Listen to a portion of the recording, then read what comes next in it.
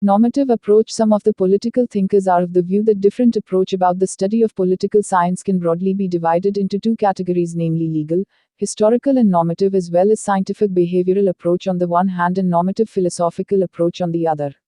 Dividing line between the two is stress only, whereas one lays stress on value, the other on facts. Normative approach these days is being extensively used in the study of voting participation, operative doctrines of representation, and the study of majority and minority problem. Normative approach is value-laden approach. According to R.C. Macridis and B. Brow, it is not analytical. H. Ball and T.P. Louth, in Changing Perspective in Contemporary Political Analysis, have said that normative approach is concerned with values and institutions.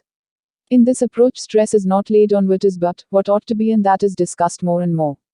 Idealism is a part of normative commitment. It discusses priorities and values. D.F. Apteray, in his book, Some Conceptual Approaches to the Study of Modernization, has said that basic thinking of normative approach become the basis of moral priorities. Apteray is of the view that the normative approach helps in study of values, laws and institutions.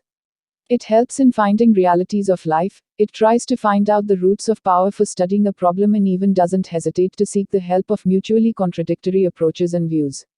Normative approach also helps in the study of proper means and resources of the state. In normative approach, more and more stress is laid on values.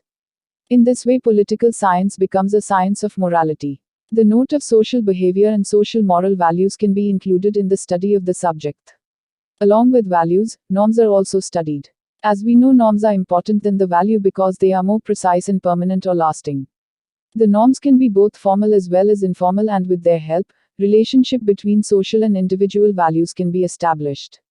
The Apteray and Charles make us believe that normative approach deals with analysis of values and norms which help in alternative of choices in elections on the basis of desirability and morality.